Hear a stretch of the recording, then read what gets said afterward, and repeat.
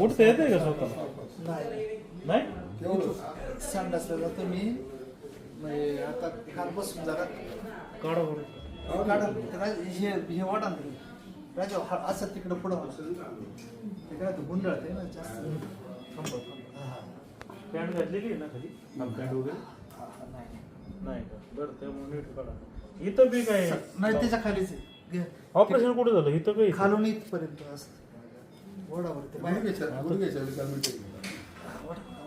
वडा नका दुखल ती. नाही वडा अच्छा म्हणजे कसं झालं ऑपरेशन? ऑपरेशन आहे ना हे इथं नाही का इथं हां लिगामेंट घातलं जातात तर हे असं इथून इथे इथनं हां इथनं जातात त्या आणि इथे एंड होतात. लिगामेंट म्हणजे टेंडन टेंडन ना शिरा शिरा दोऱ्या असतात हा, ना हा. 3 कट झाल्या तर 1 बस झाली होती. तर त्याच्यापैकी 3 बसवल्या. जी बस झाली होती ना तर ती हे केली असं ते कुठं तुटले होते गुडघे बशी गुडघ्यात. त्याचं काय झालं ऑपरेशन? असं माझं आता रविवारी आज 8 दिवस झाले. मला आज म्हणजे काल संध्या दुपारपासून उठता यायला लागले. काही लोकांना विसर पडला असेल परंतु हे जे पेशंट आहे संजय नवले येणेरे गावचे आहे. म्हणजे येणेरेचं नाव काढल्या हे प्रकरण जुन्नर तालुक्यातल्या सर्वांना समजेल असं हे त्यावेळीच हे झालं होतं प्रकरण. 25 नोव्हेंबर रोजी कुत्रा चावला, त्याचे इंजेक्शन घेतलं. दुसऱ्या दिवशी काम करत असताना काहीतरी रेबीज सारखे लक्षणं दिसायला लागली म्हणून हा माणूस कामदाम सोडून तिथं दवाखान्यामध्ये गेला होता. आणि दवाखान्यामध्ये गेल्याच्या नंतर हा माणूस अक्षरशः नखाने ओरबडणे, तिथलं जे बारदान आहे ते बारदान चावणे असं करू लागला. त्याच गावच्या एक वशिलेने झालेल्या डॉक्टर आहेत, म्हणजे वशिलेने त्याच ठिकाणी नेमणूक झाली. त्यांना सांगू लागले का मला असं चावूशी वाटते खाऊशी वाटते. त्या महिलेने वेगळाच गैरसमज करून घेतला. काय झालं तिचं तिला माहिती. तिने नातेवाईकांना बोलवलं, इतकी मारहाण केली, जबरदस्त मारहाण केली. ही लोक गेली. नक्की काय झालं? यांना फोन आला का तुमच्या पेशंटचा तुमच्या माणसाचा अपघात झालेला आहे, अमक्या अमक्या हॉस्पिटलमध्ये आहे येणेरेच्या. पुढं त्यांना हलवले. ही लोक तिथे येऊन विचारतायत का काय झालं काय झालं. अहो म्हणले तुमच्या संजय नवलेंचा तर ऍक्सिडेंट झालाय आणि इथं आल्याच्या नंतर ते त्या डॉक्टरचाही नेबंग केला. आता त्यांच्यावर गुन्हा दाखल करणार आहे, असं करणार आहे. यांना काहीच समजत नाही. आणि पेशंट तर काय म्हणतात बेशुद्ध असतो. तिसऱ्या दिवशी बेशुद्ध वाली का तुम्ही? आणि मग त्यामध्ये यानंतर पेपरला बातमी येते की संजय नवले याच्यावर गुन्हा दाखल. येणेरे प्राथमिक आरोग्य केंद्रातल्या महिला वैद्यकीय अधिकाऱ्याचा विनयभंग केल्याप्रकरणी गुन्हा दाखल. आणि यांना समजतच नाही, ही त्यांच्या हातापाय पडत असतात का आमचा माणूस असा करू शकत नाही. 52-53 वर्षाचा आहे हा माणूस, असा करू शकत नाही. परंतु यांच्यावर कोणी यांना दाद दिली नाही. गुन्हा दाखल झाला, त्याच्या बातम्या प्रसिद्ध झाल्या. आणि ज्यावेळी हे जे आहे संजय नवले दुसऱ्या दिवशी विशुद्धीवर आले, नंतर हे सांगू लागले का मी काही विनयभंग केलाच नाही, असं झालं होतं, मला कुत्रा चावला होता, मी त्या दिवशी दवाखान्यात गेलो, दवाखान्यामध्ये डॉक्टर जे काही रणखाम होते त्यांनी मला इंजेक्शन पण दिलं अँटी रेबीजचं. मी दुसऱ्या दिवशी कामाला गेलो आणि कामाला गेल्याच्या नंतर मला असं विचित्र फील व्हायला लागलं, काहीतरी खाऊशीच हे करूशी. आणि मी दवाखान्यामध्ये उपचार करायला गेलो तर मला तिथे येऊन विनाकारण मारहाण केली. आणि नंतर मग ज्यावेळी हे जे पुतणे आहेत संजय नवले, प्रत्येकाला चुलते हे चुलते आहेत. आता हे एक वयस्क जरी असलं चुलत पुतणे आहेत हे. आता त्यांना ही सगळं समजून चुकल्याच्या नंतर म्हणजे त्यांना म्हणजे एक अन्यायाची भावना झाली आणि प्रत्येकाला असा चुलता पाहिजे. शेवटपर्यंत हे झुंजत राहिले. आणि जुन्नर टाइम्सला त्यांनी फोन केला. आपण काय ते मला माहिती काय काय झालं, पुढं माझ्यावर कसा दबाव आणण्याचा प्रयत्न केला वगैरे काय काय झालं. पण शेवटी आता खूप त्रास झाला, सहन झाला. आता हे जवळजवळ 1 महिन्यापेक्षा जास्त 40 दिवस आहे ICU मध्ये. जुन्नर पोलीस तर गुन्हा दाखल करत नव्हते, कारण का तर त्या डॉक्टर महिलेचा काय भाऊ मंत्रालयामध्ये कक्ष अधिकारी म्हणून का काय देव जाणे. हेलपाटे मारले. मी देखील अनेक पोलिसांना मेसेज केले होते, साहेबांना, काय दाद घेतली नाही. परंतु शेवटी तो लढा यांनी दिला, आपल्या प्रवीण नवलेंनी. पहिलं मी आता पेशंट काय कसं काय आला बरं वाटतंय आता थोडस बरं वाटतंय का? हा पूर्ण असं म्हणजे 10 मिनिटापेक्षा जास्त मी उभा राहू शकत नाही. आत्ता हो, डॉक्टर काय म्हणतात? डॉक्टर म्हणतात अजून 2-3 दिवस आराम करा, नंतर घरी जाऊन सुद्धा आराम करा. वॉकर घेतल्याशिवाय किंवा व्हीलचेअर जे झालं घेतल्याशिवाय कुठं फिरायचं नाही. बर कारण मला इथनं खाली आहे ना एवढा पेन अजून पण खूप होतो. काल सुद्धा दिवसभर एवढं दुखत होतं का मला म्हणजे असं रडत होतो मी अक्षरशः. संडासला काय कसं काय? संडासला आज 3 दिवस झाले संडास नाही आले. अहो ते संडासच्या काचाने जेवतच नाही मग.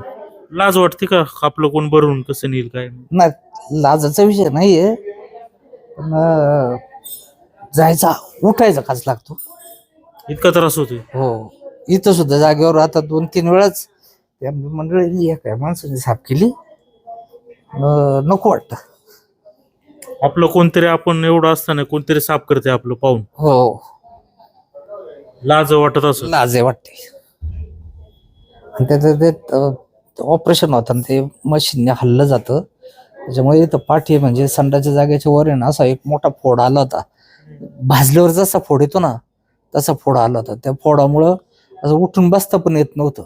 मग आता तो फोड फोडला 4 दिवसापूर्वी. ती जखम आता जरा निवळत आली आणि त्याच्यामुळे आता असं प्लेन झोपता येत ना ते एकाच खुशीवर झोपून होतं असं. 40 दिवस आहे नाही तर हो, 40 दिवस बाकी याचे उपचार चालू होते. याचे उपचार चालू आहेत. याचं प्लॅस्टर काढून ठेवले. आता हे मला वाटतंय रिकवर होत चाललंय थोडं थोडं. हातपार बारीक झाला ना हा.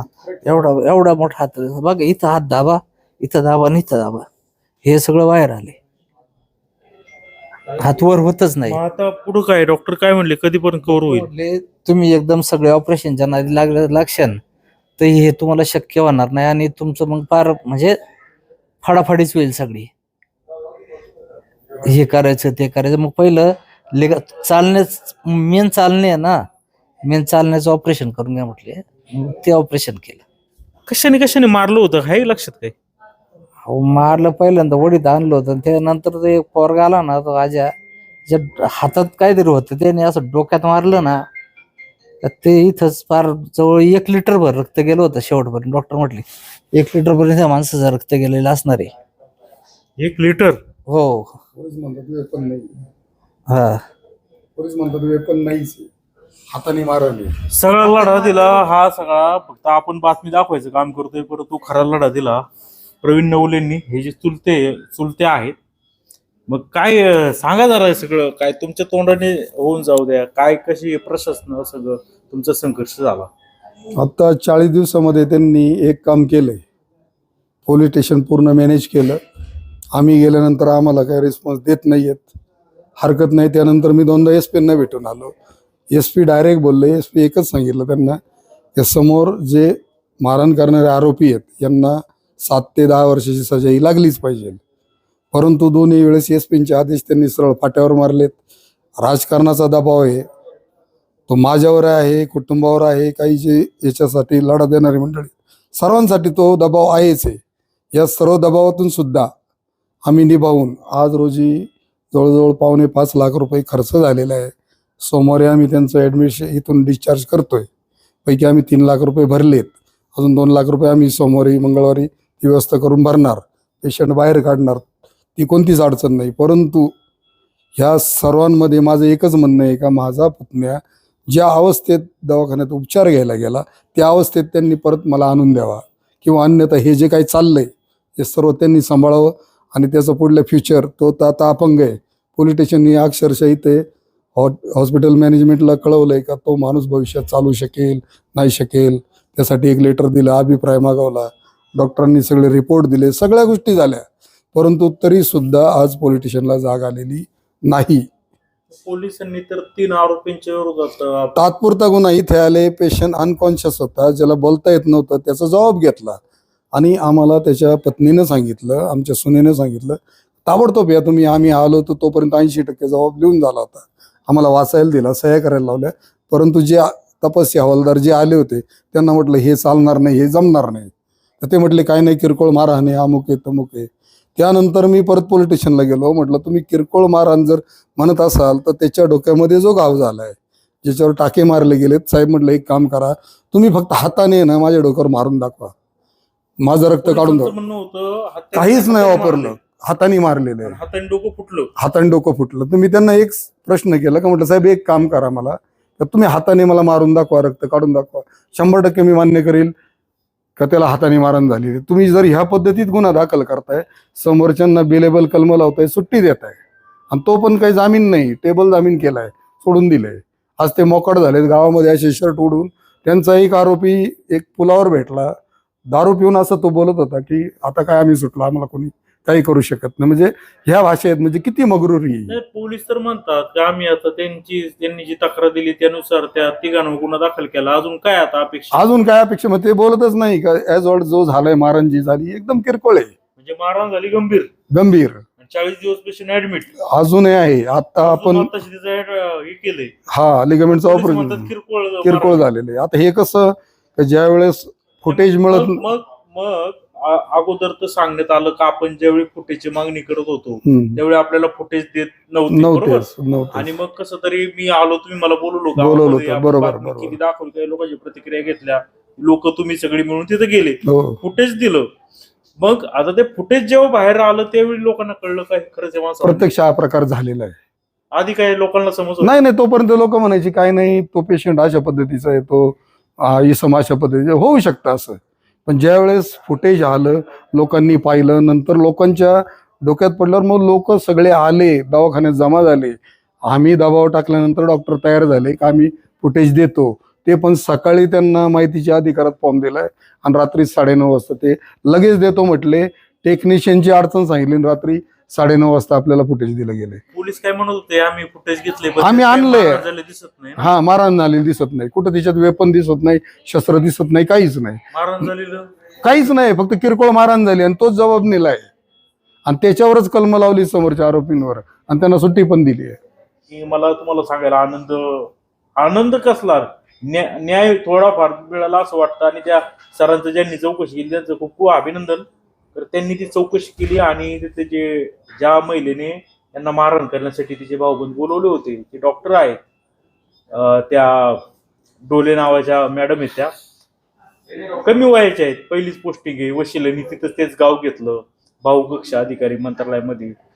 तिथले जे आता आहेत नेत्या, जाऊ द्या आता नाव नाही घेत, त्यांचा वशील आहे किंवा काय. शेवटी म्हणजे प्रशासनाने त्याची दखल घेतली आणि व्यवस्थित इंकवर लावल्यामुळं ती जी महिला आहे तिला निलंबित करण्यात आले. आणि हे सगळं यश या प्रवीण नवलेंचं आहे आणि सर्व आपल्या जनतेचं आहे. ही बातमी जास्तीत जास्त व्हायरल आपण केली, दाखवली, झालं निलंबन, आले ऑर्डर, झाले निलंबित. आणि त्या रणकामचं काय झालं? ते डॉक्टर तो आहे, तो जागेवरच आहे, त्याच्या जागेवर दुसरं एक नाशिकचे डॉक्टर आलेले आहेत. बरं, मग रणकाम आहे तिथं? आहेत. अच्छा, म्हणजे ह्या बाईला काढून टाकले. म्हणजे एक सांगण्याचा आनंद वाटला, म्हणजे आनंद, न्याय मिळाला, काहीतरी कारवाई झाली. तर मला सांगा का आता हा आपला जो लढा होता तुम्ही जो देताय त्याच्यामध्ये जर हे 3 लोक येतात त्यांच्यावर गुन्हा दाखल होतो, परंतु ज्यांच्या सांगण्यावरून ती लोक तिथं आली, त्यांनी मारहाण केली, नंतर ऍक्सिडेंट म्हणून भासवलं गेलं, मग ती समजा त्या डॉक्टरच्या महिला असतील किंवा जी बाकीची जी लोक जी कटकार म्हणजे दबाव पुरावे नष्ट करण्याच्या उद्देशाने चुकीची भरपूर प्रयत्न झाले त्याच्यामध्ये. त्या लोकांवर काही कारवाई झाली का? मी ऍडिशनल तक्रार पोलिसांकडे दाखल केली, परंतु ते काय बोलले, एकदाच तक्रार करता येते, परत करता येत नाही. तर ठीक आहे म्हटलं, काही गोष्टी यानंतर उजेडात आल्यात, त्या अनुषंगाने घटनास्थळी असलेली लोक, ज्याच्यामध्ये 2 डॉक्टर आहेत, आमच्या गावचा सरपंच आहे, किंवा इतर काही जी लोक आहेत, किंवा हा कॉल पहिला कुठून गेला, घटनास्थळी आरोपींनी आमच्या पुतण्याने समजा विनयभंग केला, तर ही गोष्ट पहिल्यांदा कळवली गेली, तर ती मंत्रालयातून कळवली गेली. त्या मुलीच्या भावानं पहिलं पोलीस स्टेशनला फोन केलाय, तोपर्यंत डॉक्टर, सरपंच या कुणीही फोन नाही केला. तत्काळ ते पोलीस अधिकारी तिथे हजर झाले. त्यांनी काय प्रोसिजर करायची, अर्ध्या तासाच्या आतमध्ये सगळा प्रकार, त्यांनी गाडीत पेशंट भरला पण आणि सगळ्या गोष्टी केल्यात. ज्यांच्या सांगण्यावरून तिथं त्या डॉक्टरांच्या सांगण्यावरून ही लोक आली होती, यांना मारहाण केली होती, त्या महिला डॉक्टरला काय अजून आरोपी केलं? अजून केलेलं नाहीये. आम्ही ऍडिशनल मध्ये ते नाव दिलेले आहे. कारवाई करून जर तुम्ही म्हणताय का त्या डॉक्टर आहेत त्यांना निलंबित केलंय, निलंबित केलं गेलंय. निलंबित केले म्हणजे त्या दोषी आहेत म्हणून निलंबित केलं ना. 100% त्यांचा भाऊ अधिकारी तरी पण निलंबित केलं तरी पण केलंय म्हणजे तुमच्या तक्रारीत तर तथ्य आहे. तथ्य. मग यांच्यावर कसं काय खोटा गुन्हा दाखल झाला आणि मग त्याला कारणीभूत तुम्ही म्हणताय का त्यांचे कोण भाऊ होते त्यांनी फोन केला, हो. हे तुम्हाला कसं समजलं? हे घटना घडल्याच्या नंतर 22 दिवसानंतर मी पुन्हा PSC ला गेलो. रणखाम डॉक्टर होते, त्यांनी मला कॉल केला, नवले तुम्ही या. मग गेल्यानंतर मी त्यांना विचारलं, साहेब मला एकच सांगा का प्रत्यक्ष घटना घडली कशी? तुम्ही तर सांगताय मी जे याचं पेशंट आलं होतं डॉग बाईट नाही दुसरं आपलं ते आपलं सीझर काय सीझरचं काय आलं होतं ते पेशंट, मी तिकडे होतो. पण प्रत्यक्ष आम्हाला फुटेज मिळाल्यानंतर तुम्ही कमरेवर हात ठेवून प्रत्यक्ष सरपंच उभे आहेत आणि तुम्हाला काही आरोपी सांगताय का तुम्ही याच्यामध्ये पडू नका, हे तुम्ही सांगतायत. आम्ही त्यांना विचारलं, त्यांनी सांगितलंय का समोरची ही 2 मंडळी आम्हाला बोलली याच्यामध्ये तुम्ही लक्ष घाला नाही, डॉक्टर तुम्ही बाहेर राहा, थांबा. आता ज्यांच्या अंडरमध्ये PSC आहे त्यांनी जर हा प्रकार केला असेल तर पहिले दोषी ते आहेत. त्यानंतर ज्यांनी सांगितलं त्यांचा काय जो मित्रपरिवार असेल त्यामध्ये सरपंच असो किंवा त्याचे इतर कोणी जे असो हितचिंतक, आम्हाला त्याच्याशी घेणं नाही. आमचा माणूस एकच आमचं म्हणणं आहे, जसं आला नाही. मग काय म्हणले डॉक्टर? काय नाही ते म्हणाले की फोन केले कोणी काय असं? हा त्यांनी स्पष्ट सांगितलं का घटना घडत असताना त्या मुलीनं स्वतःच्या सख्या भावाला मंत्रालयामध्ये फोन केला. मला बाजूला घेऊन त्यांनी सांगितलं का डॉक्टर तुम्ही बोला त्यांच्याशी. तर ते बोलायला गेले, ते म्हटले हे कशाला तुम्ही करताय, कशाला करताय, एवढं ते डॉक्टर बोलतायत. पण तरी सुद्धा त्या पोरीनं ऐकलं नाही, त्या महिला डॉक्टरनं ऐकलं नाही. आणि हा सगळा प्रकार तिन्ही भावांना बोलून हा जो प्रकार घडलाय आज, त्यातही पोलीस स्टेशनने पुन्हा एक विचारलंय का सदर तुम्ही ऑपरेशन केली, हा माणूस अपंग होऊ शकतो का, जखमा एवढ्या गंभीर आहेत का, हे प्रश्नाची विचारणा केली. त्यानंतर हॉस्पिटलच्या मॅनेजमेंटनं पूर्ण घटनाक्रम ॲडमिट झाल्यापासून आम्ही कोणती ट्रीटमेंट केली आणि सगळ्या गोष्टी त्यांनी पोलीस स्टेशनला दिलेल्या आहेत. तरी सुद्धा त्यांनी याच्यामध्ये कोणत्याही पद्धतीचा मी मला सांगायचं काय म्हणजे खूपच दुर्दैवी आहे. म्हणजे या परिस्थितीचं कसं आहे, राजकारणी लोक या अधिकारी लोक कसं, म्हणजे मी काय त्या पोलीस प्रशासनाला नुसता दोष देत नाहीये किंवा सांगायचं काय आहे का ज्यावेळी या व्यक्तीला मारहाण झाली त्यावेळी तिथं पोलीस देखील होते. म्हणजे पोलिसांनी पाहिले याला रक्त हे झालंय, परंतु प्रकरण पूर्णपणे ते पोलिसांनी गपरायची भूमिका घेतली. 8 दिवस झाले गुन्हा दाखल करत नव्हते पोलीस, साधं पाहायला सुद्धा येत नव्हते. जबाबाचं काय मी स्वतः पोलिसांना फोन केले. म्हणजे सांगायचंय काय का शेवटपर्यंत एक किरकोळ गुन्हे दाखल केले आणि पोलिसांनी चॅप्टर बंद केला. तुमच्या तक्रारीनुसार आम्ही गुन्हा दाखल केला, तर आम्ही काय करू, हात वर केले. अनेक तक्रारी करून हा तर माणूस सारखाचा वारंवार SP ऑफिसला जातो. झालं काय मध्यंतरी समजा तिथं एक घटना घडली का त्यांनी माझी बदनामी झाली म्हणून त्यांनी सुसाईडचा प्रयत्न केला. तर त्यानंतर मात्र ते व्यक्ती जसे याला रुग्णालयामध्ये दाखल केले लगेच पोलीस जागे गेले, लगेच जबाब. म्हणजे लोक परत म्हणतील का हे राजकारण. परंतु मला एक सांगायचंय का त्याच्यामध्ये काय केलं का गावामध्ये ज्यांनी बाईट्स दिल्या होत्या किंवा काय केलं होतं त्यांना पोलिसांनी नोटिसा पाठवल्या, तडपण आणण्याचा प्रयत्न केला. म्हणजे याच्यावर परत कोणी बोलूच नाही गावकऱ्यांनी असं. आणि खूप म्हणजे आपण जे समजतो का एक नेते आहेत, मोठ्या नेते आहेत, स्वतःला असतात. परंतु मला काही नाव घ्यायचं नाही कारण की विनाकारण परत म्हणणार कोणीतरी राजकारण. त्या नेत्या असं दबाव टाकायचं काम म्हणजे ह्या यंत्रणेवर करत होत्या की सगळ्यांना नोटीस द्या, गुन्हा दाखल करा. आणि मी बातमी केली होती, संदीप उत्तरडेव पण गुन्हा दाखल करा. म्हणजे त्या नेत्या ज्या होत्या त्या करत होत्या. आजपर्यंत त्यांनी तेच केलेलं आहे, याला हे कर त्याला ते कर. आणि त्या खूप दबाव वगैरे टाकायचं काम करत होते की जेणेकरून पत्रकारांनी सुद्धा बातम्या करू नये यांच्या. आपण जर बातम्या केल्या तर काहीतरी आपल्यावर बालंट द्यायचं, कुठंतरी गुतवायचं किंवा कोणाला कधी फोन करायचं, याचे बे नाव दे, याला याच्यावर कारवाई कर. ठीक आहे, पण आता कसं आहे मी खूप संयम राखतो. ते नेते आहेत, खूप मोठे आहेत, असं त्या स्वतःला समजतात. जर पत्रकाराला हे करत का असेल तर मग काय होईल, काही गोष्टी ज्या आहेत का ज्या असं सार्वजनिक ठिकाणी बोलणं योग्य होत नाही, त्या बोलावं लागेल, पुराव्यासकट मांडावं लागेल. तुम्ही काय करता, कसं करता, काय करता, सगळं म्हणजे पुरावे असतात. परंतु काय आपल्याला काय करायचंय ना कुणाशी करू, राजकारणाचा पार्टी, मग ते समोर आणायला लागेल आणि मग ते तुमच्या वेळ येईल तसं करायचं. म्हणजे माझी त्यांना हात जोडून विनंती आहे की हे असलं घाण राजकारण करू नका. तुम्ही जरी किती मोठ्या असं स्वतःला समजत असेल तर शेवटी कायदा हा सर्वश्रेष्ठ आहे. ठीक आहे, मला काही याच्या वाच्यता करायची नव्हती. यांनी जे सांगितलं त्याच्यावर मला पण असं वाटलं बोलावं चला. आणि मी हे मला सतत फोन करतात का नाही? चालूच आहे. पण तुम्हाला काय म्हणतो मी तुम्हाला? मी आलो तुम्हाला नंतर येईल. आलो का मी? किती वेळ टाळलं? 20 दिवस झाले, 20-22 दिवस झाले आले नाही तुम्ही. म्हणजे ही परिस्थिती म्हणजे सर्वसामान्य. मग समजा काहीतरी आपण खरा आवाज उठवतोय ना, कोणावर अन्याय ते करत नाही. हे काही माझे नातेवाईक नाहीत, मला नाव पण यांचं माहित नाही. मग मी सारखं विचारतो काय नाव काय नाही, म्हणजे आमची ओळख नाही काहीच नाही. म्हणजे अशी सिच्युएशन आहे ना. अजून देखील ते जे आरोपी आहेत त्यांच्यावर जो किरकोळ गुन्हा दाखल केला पेलेबल, त्यांच्यावर गंभीर स्वरूपाचा गुन्हा दाखल होणं गरजेचं होतं. सर्वात महत्वाचं जे डॉक्टर आहेत त्या डॉक्टरांच्या सांगण्यावरून हे झालेलं आहे, सुपारी दिल्यासारखं. मग त्या महिला डॉक्टरला का सोडलं असं देखील प्रश्न आहे. काय होईल हे कसं आहे, ही शिक्षा मिळाली पाहिजे. आज ह्या माणसाची अवस्था काय आहे? एकतर ह्या माणसाला आधीच आजार आहे वेगळा, काय म्हणतात त्याला, गाउट्स. आणि हा माणूस युरिक ऍसिडचं काय आहे, केमिकल वाढल्याच्या नंतर अशा गाठी कुठं कुठे येतात या?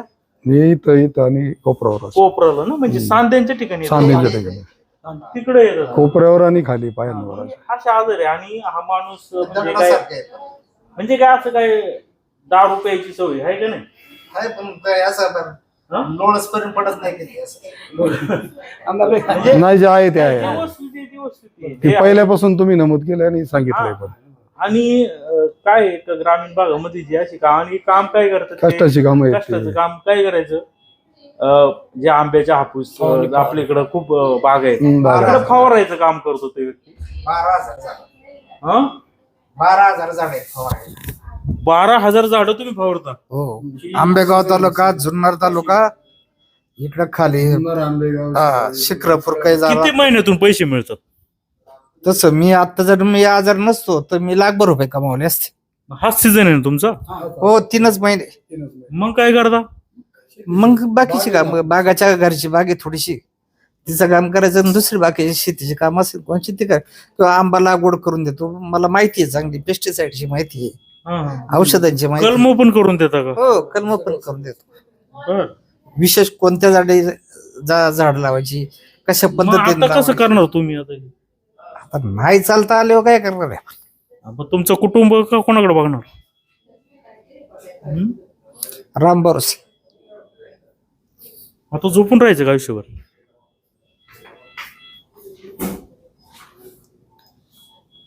काय सुचत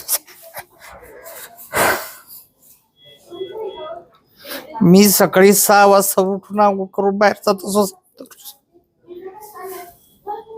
त्यांना विचारायला लागलास.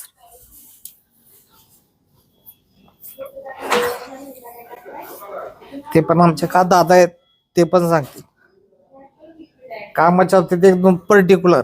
आणि माझ्यामुळे 5-6 पोरांना रोजगार भेटतोय दररोज.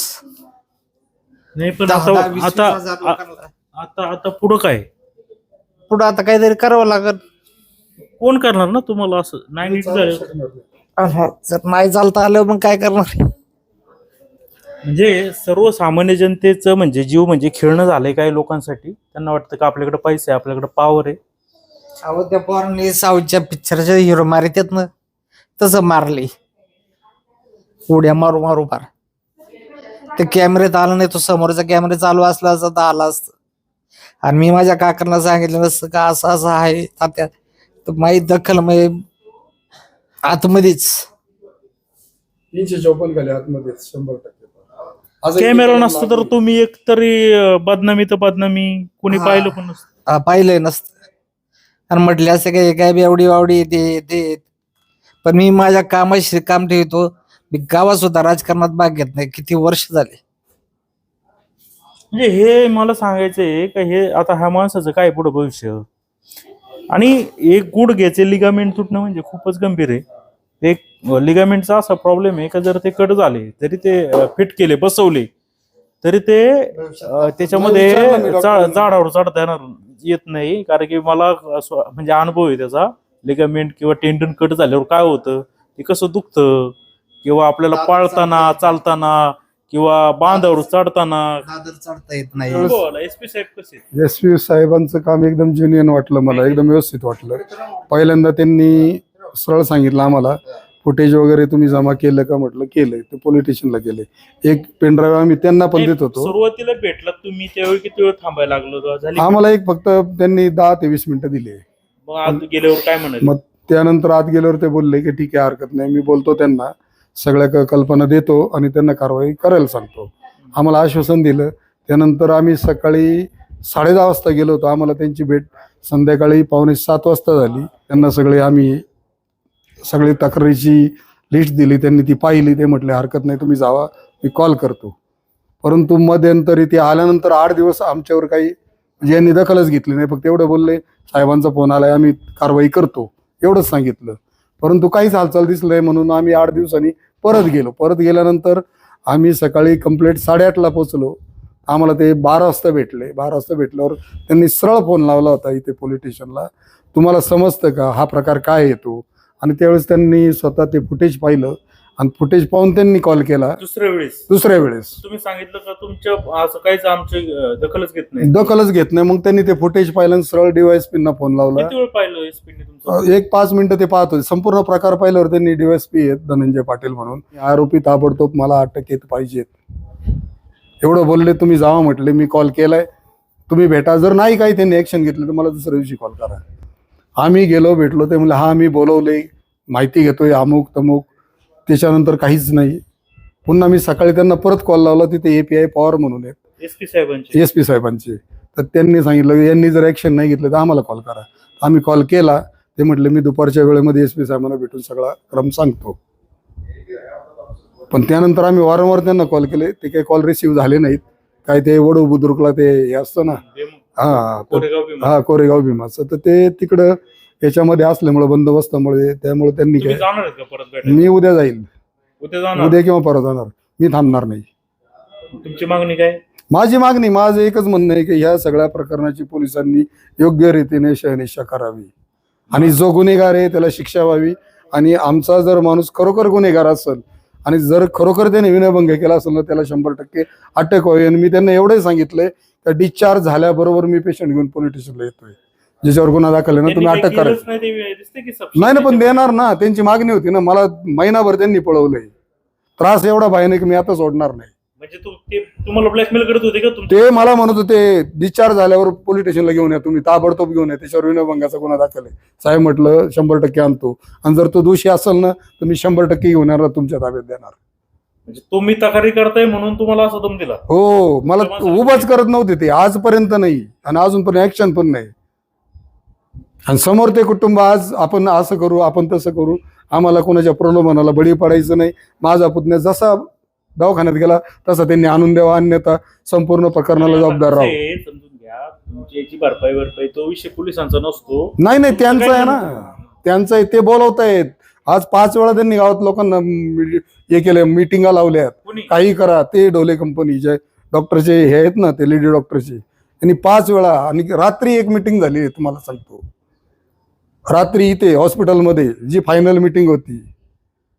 पण त्यांना म्हटलं आम्हाला ते करायचंच नाही, आम्हाला तुमचे पैसे नकोच आहेत, आमचा माणूस व्यवस्थित करून द्या. म्हणजे पैसे द्या, पैसे देतो आणि मिटून घ्या, मिटवा, एवढंच चाललंय त्यांचं.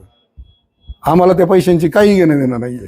आता हा बिल आलेला हे खर्च भरू आम्ही, आमची तयारी केलेली. आम्ही 2.25 लाख रुपये भरलेत. 2 लाख रुपये मी उद्या व्यवस्था करतो, भरून डिस्चार्ज करून घेऊन जाणार. परंतु जे गुन्हेगार आहे त्यांना शासन 100% झालं पाहिजे. याच्यामध्ये ज्यांनी कुणी राजकारण्यांनी कुणी जो दबाव टाकला असेल किंवा ज्यांनी हातवर केलेत, यांना ह्या गोष्टी लक्षात आल्या पाहिजेत. हाच एवढा माझा प्रयत्न असणार आहे. कुणी याच्यामध्ये खोटं बोलू नये. आता 1-2 दिवस ते डॉक्टर बोलले डिस्चार्ज नीटचं नाही, ते बोलले कमी 6-7 महिने त्याला व्यवस्थित वर्किंग व्हायला, आणि त्यानंतर गॅरंटी नाही तो चालू शकेल म्हणून. 6-7 महिन्याचा पैसे? हा, 6-7 चालायचं नाही, बेड रेस आहे. फक्त जे नेहमीचं रोजचं वर्किंग आहे तेवढंच करायचं त्यांना. दवाखान्यात गेल्या लिहिलेलं आहे, जर कोणत्याही कर्मचाऱ्याला मारहाण किंवा असा काही प्रकार झाला तर जागेवर 50,000 रुपये दंड आणि कितीतरी वर्षाची शिक्षा असं लिहिलेली. आणि जर डॉक्टरांनी जास्त केलं तर मग आम्ही काय सर्वसामान्य लोकांनी काय करायचं? त्या दवाखान्यात आमच्या वैयक्तिक कुटुंबानी कोणी दवाखान्यात जाणार माणूस असू नाही तर कोणी असू तिथपर्यंत पोहोचवतो आम्ही. कधी कधी तिथून घेऊन येतो. मी मोटरसायकल असं, माझा भाऊ असेल, पोरं असतील येऊन, किंवा कोणाला दम लागला, कोणाला जास्त संडास लागली, माझा तिथं रस्त्याची खिटून एक घर आहे, तर प्रत्येकाला बसा, इथं आराम करा, इथं खुर्ची देतो, टेबल याच्यावर बसा, वाटेवर बसा, अशी ही आमची भावना असते. तर डॉक्टरनं सुद्धा विचार तुम्हाला किती वेळा सहकार्य केले. मग हा जो बोर्ड लिहिलेला आहे, मग हे दुसऱ्या त्यांच्यासाठी नाही का हा बोर्ड? तर त्यांनीच मारहाण म्हणजे त्यांनी त्यांचं आपलं सावध नाही असा दवाखान्यात प्रकार झालाय, मग हा लोकांनीच केलाय आणि पेशंटनीच केलाय, असं आहे का काही? याच्यासाठी नियम वेगळा आणि त्यांच्यासाठी नियम वेगळा आहे का काही? हे माझं म्हणणं पटलं असेल तुम्हाला. ते डोक्याला कुठं लागलो? किती टाके ते आता याच्यामुळं गेले का टाके? ते आता केस टाके काढले, जखम आता 40 दिवस झाले ना, जरा असेल. हो, जखम भरली, जखम चांगली खोल होती, त्याचा फोटो काढलेला आहे जखमेचा, मी तुम्हाला फोन पाठवतो तिथं. हा, अहो आता मी रिटायर नाही, मी आता हे डायरेक्ट डिसमिस आहे आयुष्यातून. आयुष्यातून उठले तुम्ही? हो, अहो 18 तास गाडी चालवतो मी, मोठी गाडी, 4 व्हीलर, टेम्पो झालं, तुमची कार झालं, कंटिन्यू एका बसनीत मुंबईला जाऊन येतो रात्रीच्या रात्री. अर्धा भारत मी म्हणजे काय काम नसतं, कोणी म्हटलं बदली ड्रायव्हर चालतं जातो. अजूनपर्यंत माझ्या गाडीन सुद्धा कोणाला टच नाही.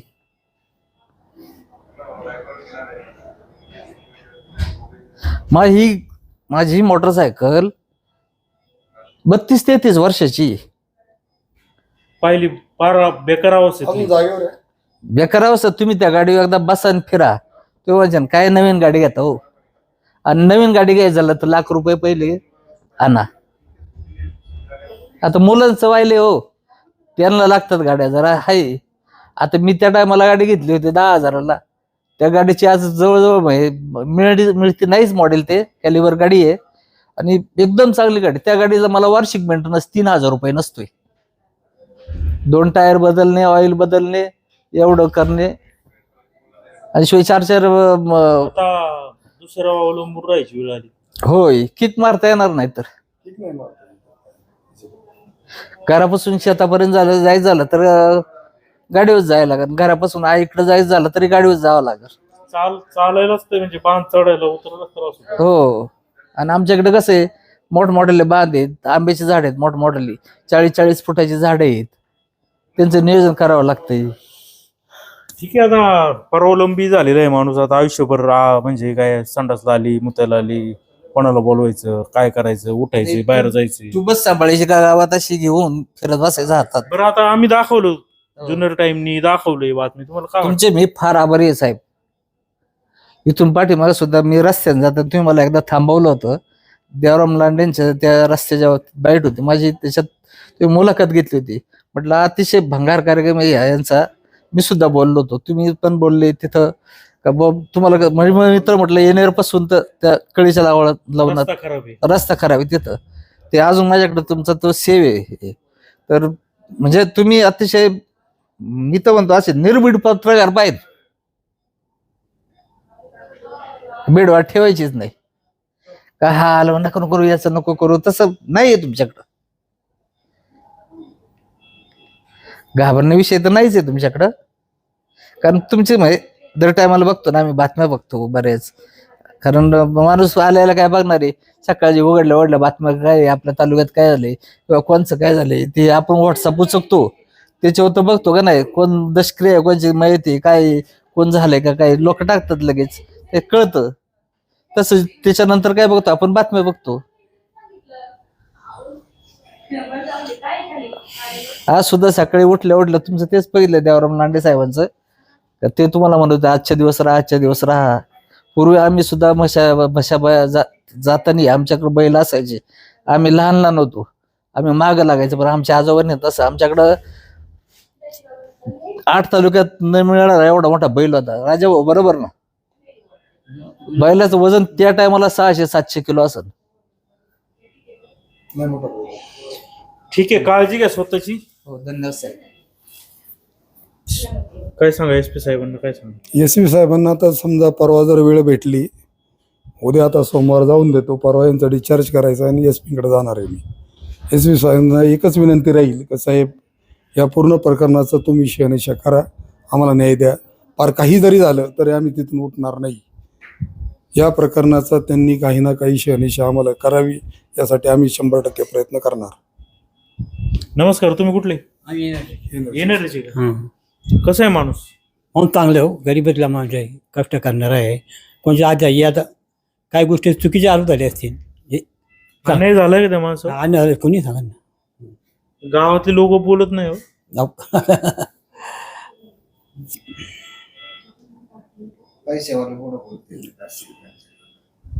ठीक आहे, पाहत राहा जुन्नर टाइम्स जुन्नर.